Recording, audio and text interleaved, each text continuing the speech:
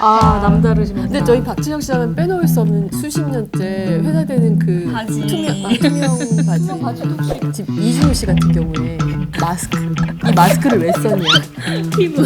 지성 피부 때문에. 그러니까 아버지가 택 제조하는 회사를 있는데 서태지가 택을 달고 나왔다.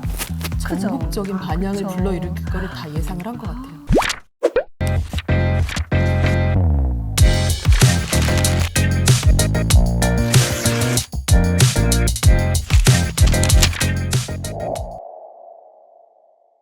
그 1998년 레이디 경영 3월호인데 8명의 유명 코디네이터가 밝히는 스타들의 신체 비밀.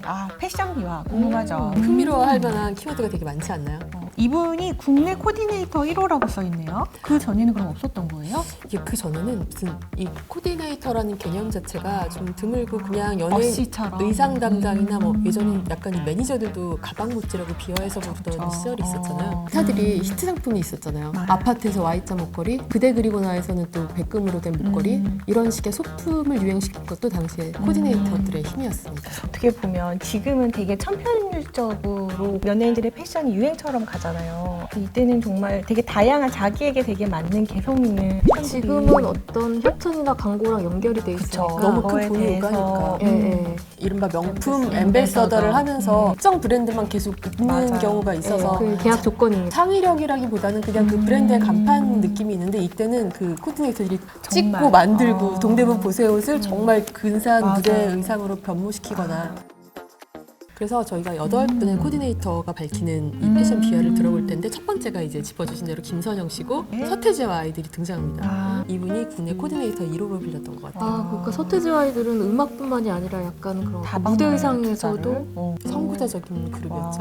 가격표인 택을 떼지 않고 그대로 입고 다니는 것인데 가격표를 떼지 않고 그대로 둔다는 것은 이 아이템은 택만을 따로 구입해 입던 옷에 붙일 정도로 10대들 사이에서 인기가 그러니까 서태지 씨가 쓴 모자에도 택 그대로 달려있고 옷에도 달려있고 그게 한참 유행이었는데 이 이유가 남다른 가족 사랑이 숨겨져 있었대요. 이 팩 만드는 공장을 운영하는 아버지를 돕고 싶은데 너무 혹시 좋다. 무대 의상에 택을 붙여 나가면 오. 어떻겠냐고 본인이 제안을 했대요. 아버지 택을 그러니까 아버지가 택 제조하는 회사를 있는데 서태지가 택을 달고 나왔다.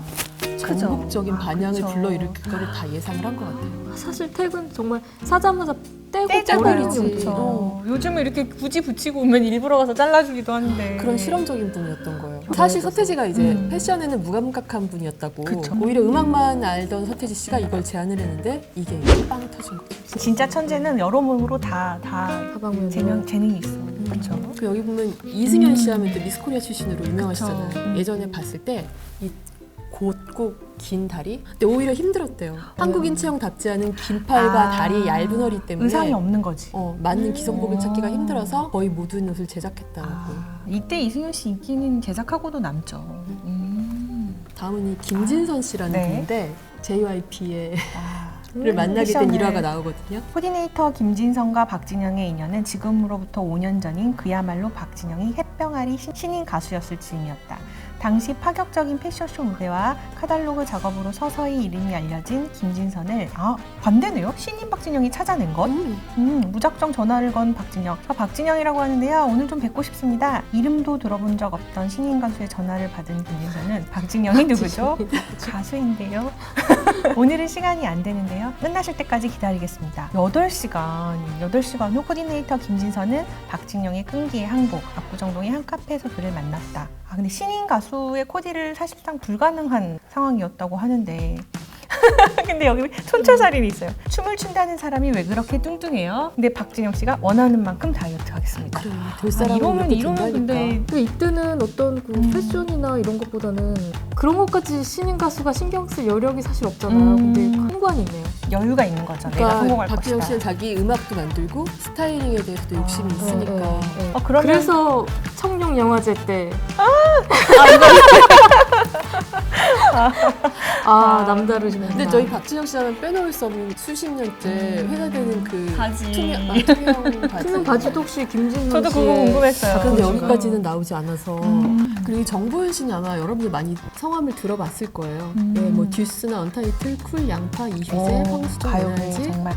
그런 코디네이터를 하시고 이후에도 그 본인 이름을 따서 학원을 학원도 차리셨네요. 차릴 정도로 명성을 얻으신 분인데 이분이 이제 쿨 스타일링을 하셨거든요. 쿨 스타일링 정말 좋았는데. 풀 같은 경우에 뭐 이재훈 씨가 워낙 뭐 세련된 맞아요. 스타일이었고 도전적 김성수 스타일. 씨도 자기만의 느낌이 있었는데 그때 이제 유리 씨가 남자들 사이에 묻혀 있는 이제 통일점이었으니까 이 선머슴 같은 유리 씨 캐릭터를 어떻게 할까? 근데 오히려 이분은 전략을 딱 붙는 옷은 안 입겠다라는 이제 유리 씨가 선언이 있었기 때문에 힙합이 그 당시에 유행했으니까 힙합을 입으면서도 또 유리 씨를 예쁘게 만들고 싶었던 거예요. 예뻤어요. 뭔가 되게 독보적으로 탁 튀는 느낌. 그래서 잡은 샘플이 영화 알라딘의 페르시안 공주예요. 비슷하다 느낌이. 그러니까 까무잡잡한 피부에 네네네. 배지도 하고 그런 식으로 만화 주인공의 공주처럼 의상을 입혀서 이분의 약간 여성적인 매력을 좀 살리는 전략? 이때는 코디네이터가 약간 컨셉을 잡아주면서 어떤 세계관도 딱 짜주는 그런 세계관까지 접근. 디렉터 느낌. 그래서 정보윤 씨가 오래 갈 수 있었던 거예요. 그리고 여기 고현정 씨는 씨? 이제 고교 졸업 후에 코디네이터를 들으셨다고 하셨는데 네. 이전에는 이렇게 패션 전공자가 아니어도 코디네이터를 할 수 있었거든요. 근데 제가 봤을 때 이 구현정 씨 같은 경우는 컨셉의 규제인 거예요. 지금 이준호 씨 같은 경우에 마스크. 이 마스크를 왜 썼냐? 피부.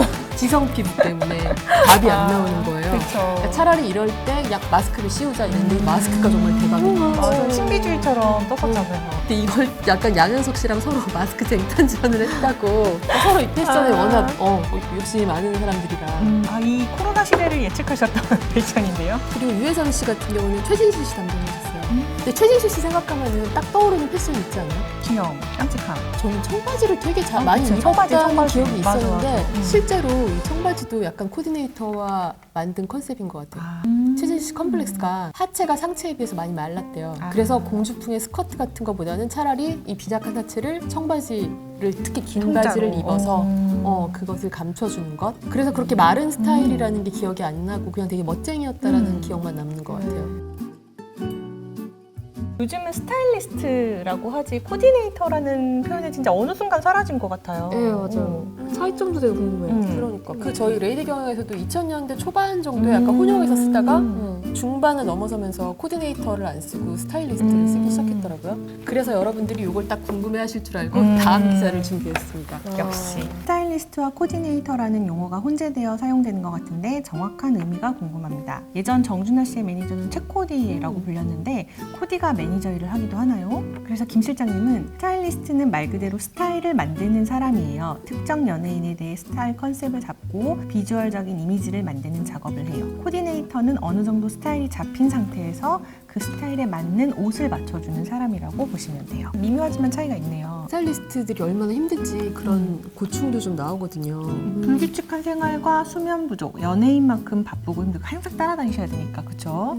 그래서 미스 팀장님이 사실 일적으로 밤새고 기다리는 건 힘들다고 느껴본 적이 없어요. 그래서 내가 꾸며준 연예인이 브라운관에 예쁘고 멋있게 나오면 정말 기분이 좋거든요. 체력적으로는 힘들지만 그만큼 보람도 있고 다만 인간관계에서 오는 스트레스가 더 많아요. 연예인이 스타일리스트를 함께 일하는 사람이 아닌 자기 마음대로 부릴 수 있는 사람이라고 생각할 때 가장 힘들어요. 일 외적인 부분까지 연예인에게 맞춰줘야 하고 그걸 당연하게 여길 때 자존심이 많이 상하죠. 뭐 같은 일하는 연예인이 공주병이 무척 심해서 그때 지금 비위를 마치다가 지쳐서 그만뒀다고 하는데 이분은 좀 더 약간 씁쓸해요. 친한 스타일리스트 중에 담당 여배우랑 잘 지내다가 해외 촬영을 다녀오고 갑자기 그만둔 친구가 있어요. 촬영 장소가 프랑스 어느 왕궁이었는데 그 여배우가 무척 좋아하면서 너랑 나랑 여기서 계속 살았으면 좋겠다 라고 하더래요. 자기는 공주방에서 자고 너는 다락방에서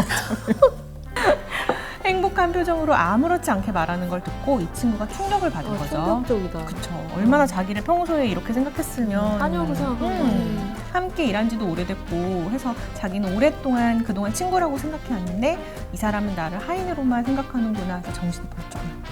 그 스타일 인성 때문에 그만둔 맞아요. 케이스도 있고 아역 출신 여배우를 맡았는데 아역 배우 출신이니까 그 이미지를 벗고 싶어서 좀 노출이 있는 걸 입고 싶은 거야 배우는. 근데 그쵸. 회사에서 그게 안 된다. 근데 그 중간에서 계속 귀엽잖아. 그런 게 스타일리스트인 그쵸. 거예요. 매니저가 야하다고 못 입게 하더라고요. 이 친구는 입겠다고 하고 정말 난감했어요. 그래서 어중간한 스타일이 나오게 됐다. 이렇게 나오면 이제 코디가 안티 그쵸. 얘기가 나오는 거지. 진짜. 근데 이런 말 하시네요. 코디가 안티라는 말씀 하시잖아요. 이런 경우 열의 9은 연예인과 스타일리스트 사이에 조율이 안 된 거예요. 사실 보면 그 24시간 함께한다 해도 과언이 아니잖아요. 그쵸. 여기 보면 스타의 일거수일투족을 다 함께하다 보니까 전화 열애죠. 통화하는 거 옆에서 들으면 알잖아요. 누구랑 통화하는구나. 열애. 그럼 이제 네. 자리를 비켜주기도 하고 그 비밀 보호도 해주고 그러다가 이제 마음이 맞으면 뭐 둘도 없는 친구가 되기도 한다.